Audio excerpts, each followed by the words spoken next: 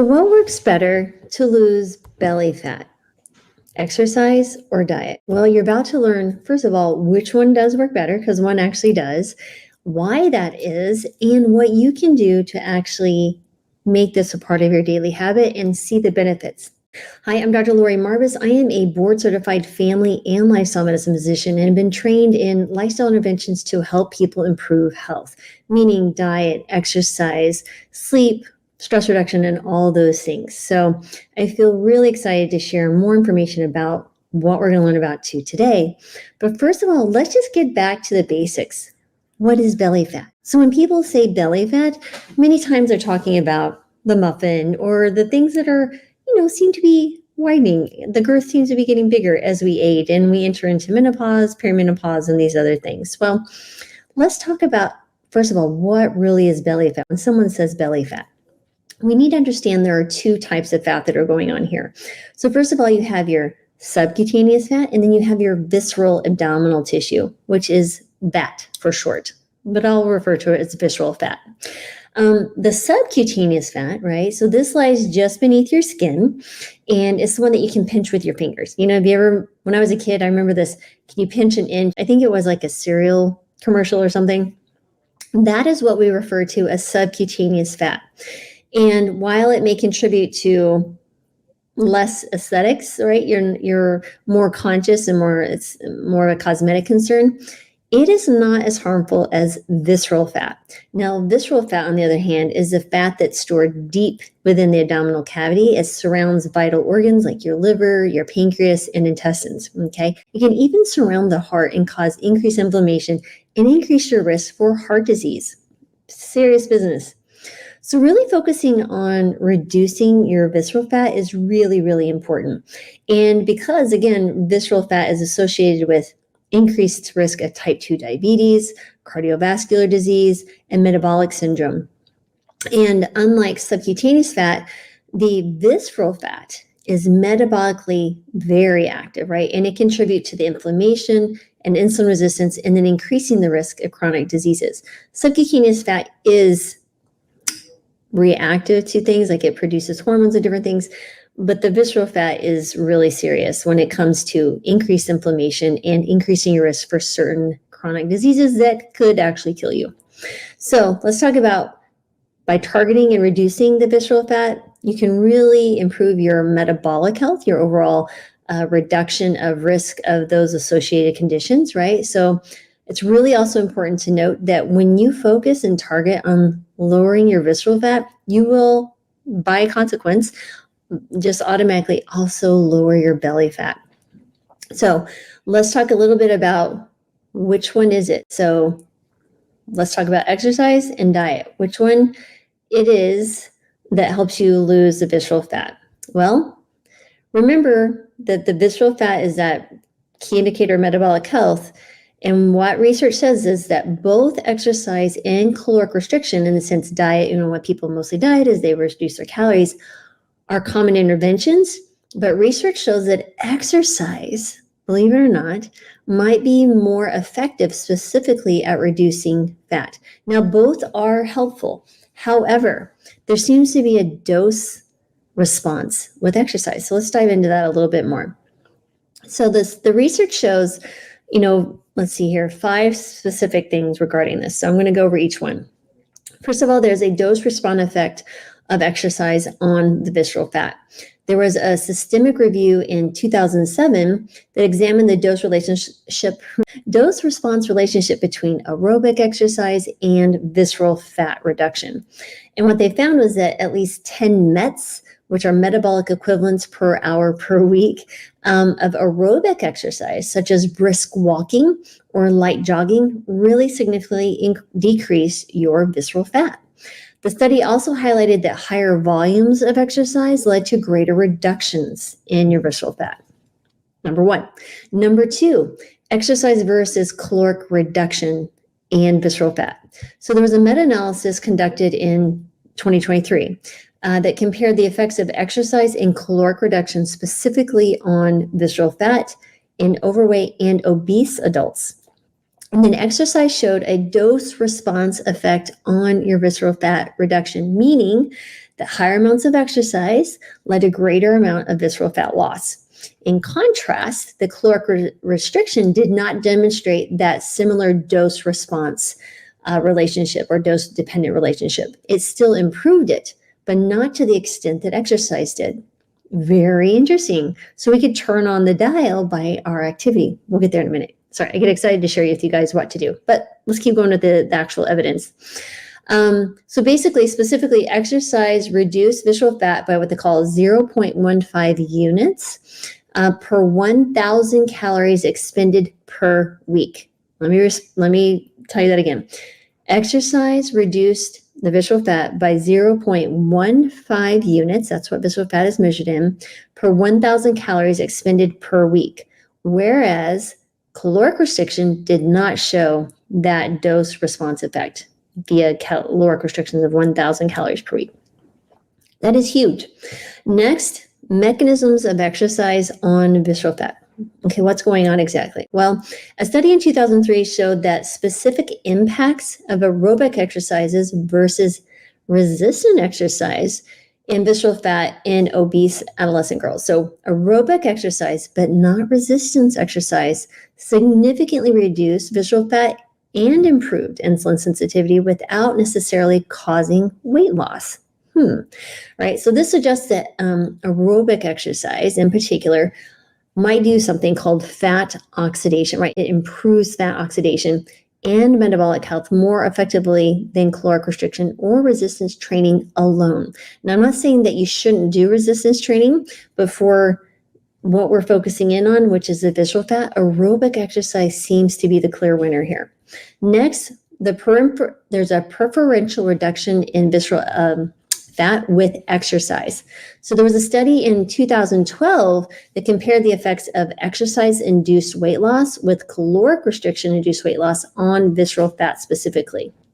So exercise resulted in nearly twice the reduction of visceral fat compared to caloric restriction for the same amount of weight loss. So this indicates that exercise specifically targets your visceral fat more effectively than caloric restriction. That's incredible. Next is caloric restriction and visceral fat reduction studies. So in 2006, where they did a study where they evaluated the effects of caloric restriction just alone, right, versus exercise on body composition and visceral fat. While both interventions reduce visceral fat, and that's really important, both actually did. So I don't want you doing one or the other necessarily, but both actually reduced your visceral fat. But exercise led to more significant improvements of insulin sensitivity and metabolic health markers. So now caloric restriction alone did not achieve the same level of visceral fat reduction without accompanying weight loss. So really important that you need the weight loss in addition if you're going to do caloric restriction alone. So let's talk about this. So why exercise is more effective at reducing visceral fat? Why is that, right? So why is it? Well, there's 4 reasons that I can come up with in the research. One, you have metabolic activity. Exercise increases metabolic rate and enhances the body's ability to oxidize fat.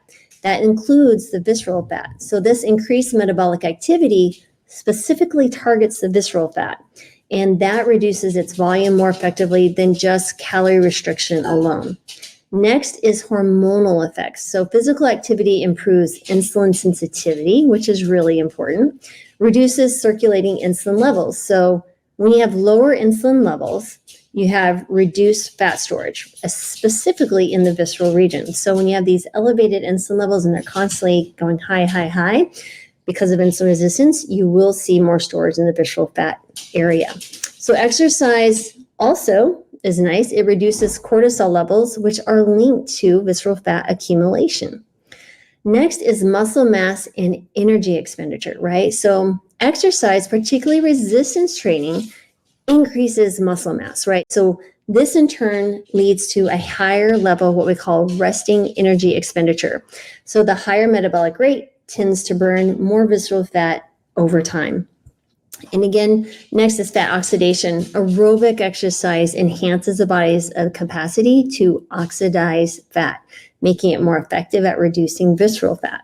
So that process is less dependent on overall caloric restriction or caloric intake and more on the body's ability to utilize fat as an energy source or a fuel source, okay? So now what do we do, right? So how much exercise is actually needed? Well, based on the reviewed studies, there's a few guidelines I would suggest. There's a minimum effective dose, number one. So at least 10 METs are required of aerobic exercise. That's equivalent to about 150 minutes of moderate intensity exercise per week. So that's a very brisk walk or moderate or a light jog. You know, you're just kind of jogging. So when you're speaking, you might have to take a breath or two to finish a sentence. That would be that moderate intensity. Next, what is the optimal dose, right? So higher volumes of exercise, such as 300 minutes of moderate to high intensity exercise, aerobic exercise per week, led to greater reductions of the visceral fat. So I would say anywhere between 150 to 300 minutes of exercise per week. You divide that up by 7. So, anywhere between 30 to 60 minutes per hour, let's say. And in that pieces, you want to combine at least 30 minutes, at least of moderate intensity exercise. And you can do others. You can do ran a couple of times of high intensity interval training if you want. You could include the resistance training because again, all of it is synergistic, but the aerobic exercise seems to be the king here when we look at visceral fat reduction.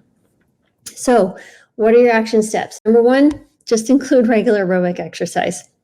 At least 150 minutes of moderate intensity aerobic exercise, such as brisk walking, cycling, swimming per week, okay? This aligns again with that dose response finding that showed that visceral fat decrease. Next is combine your exercise types, right? Again, like I mentioned before, you really want to include both aerobic and resistance training in your weekly exercise regimen because, again, resistance training helps build muscle, which makes you more insulin sensitive, which again will have an impact over time. But then the aerobic piece, as we've already discussed, all the science really leads to that dose response reduction or response. Next, and finally, I think, as I mentioned earlier, I did a talk or a video about monitoring, self-monitoring. Really just monitor and adjust. So how do you monitor your visceral fat? Well, there's a few different ways. One, you can get a DEXA scan, which is made just to check body composition. I wouldn't do this really often, but maybe you do it once or twice a year just to see where you're at. But one thing you could do is actually measure at your navel, right? Let's measure your waist and think about, again, how we mentioned that your visceral fat and your belly fat will decrease over time. So rest assured, if you're seeing some belly fat reduction, specifically if you're doing it in a consistent and sustainable manner, you will see that reduction in your visceral fat, which again, in the long term, decreases your risk for heart attack, type 2 diabetes, and metabolic syndrome, and all the things that can cause harm to you in the long run. All right, so that was a lot. I was very excited to share with you. I went down the rabbit hole. This came from a question that someone posted a few days ago, and it really got me thinking. So I was thinking, well, isn't just weight loss in general? Would one or the other work better? I was really surprised to learn about the aerobic exercise and the more you do, the better it gets, better thing as far as visceral fat. So this will literally change how I interact and work with my patients, right? So I'm sharing that with you, and I hope you found this helpful. If you have more questions, please put them below. I read every comment. Be kind. Some of them are less kind, but please, just if there are any particular scientific element that you want me to talk about, is there some question you have about menopause, weight loss, cholesterol, plant-based diets? Those are my things that I love to talk about and go down the rabbit holes, and I hope you find those helpful as well. And again, as always, I so appreciate you being here. But before you go, please click the subscribe button.